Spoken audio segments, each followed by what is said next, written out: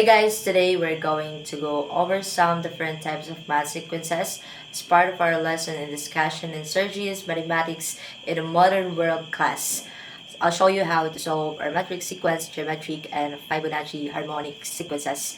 So we'll go step by step, and at the end of the video, you know exactly how to work with each type. So let's get started. So we have in our metric sequence, each term is obtained by fixed amount called the common difference to a previous term. We have a problem here. The first term of our metric sequence is 7 and the common difference is 3. And find the 10th term of this sequence. So in our metric sequence, we have a formula. The n term equals a sub 1 plus n minus 1 multiplied by d.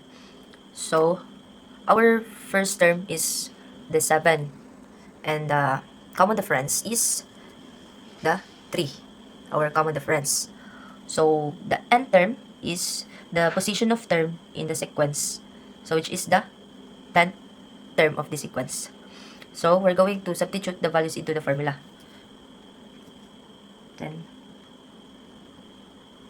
this is 10, this 1 and 3. So we are done to substitute the values into the formula. So we are going to calculate inside the parentheses the 10 minus 1, but we're going to copy this and this until we are done. And so we're going to multiply the 9 multiplied by 3. So still copying the 10th term, and but the same time the result, we're still copying the 10th term and the 7, the first term, and the result of the answer of 9 multiplied by 3 is 27.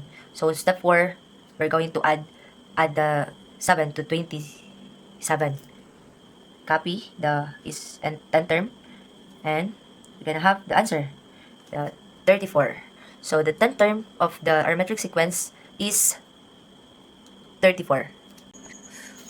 We have a geometric sequence here. So in the geometric sequence, each term is obtained by multiplying our previous term by fixing amount called the common ratio. So the general formula of n term of the geometric sequence is the n term equals a sub 1 and the r exponent n minus 1. So we have here, so our a sub 1 is the 5, the first term, which is the first term. So our common ratio is the 2, and the n term is the 8th term of the sequence. We're going to substitute the values into the formula. So write it down. 0.2 is 0.8 minus 1. We're gonna have this 8 n term to first term and common ratio, and the n term minus 1. So substitute this, simplify the exponent. We're going to simplify the exponent. So we still write it down, the n term and the first term to the ratio, but now the 7 of the result of the answer of this, because we're going to simplify it. So this is the answer, and to calculate the 2, the exponent of 7, I'm going to write it down, the 2 and 7 equals going to put the 128, 128, and this step 5, going to write it down, is n term equals 5 first term, which is the first term, and multiply by 128. So we're going to multiply the 5 into 128.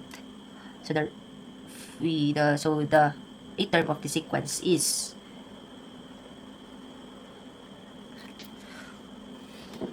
here the answer. The 8th term of this geometric sequence is 640. So this is the final answer.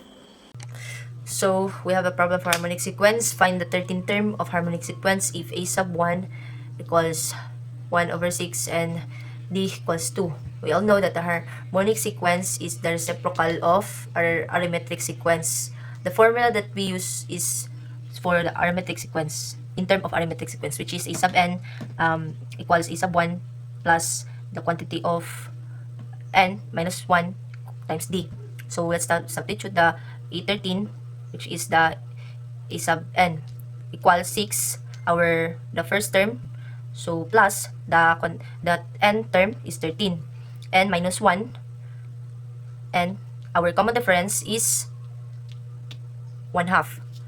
So step 3 is equal to 6 because the first term plus second the a sub 13 and minus 1 times 1 half, the common difference, equals 6 equals 6 plus so 13 minus 1 equals 12, and times 1 half. So 12 times 1 equals 12. 12 divided by 2 is going to copy the so 12 times 1 equals 12, and 12 times 12 divided by 2 is 6, which is 6. Or simply, what is the 1 half of 12? Okay, so e sub 13 equals 12. This is now the 13. So what we tackle is to get the reciprocal e sub 13 and 1 over 13. This is now the 13th term of the harmonic sequence.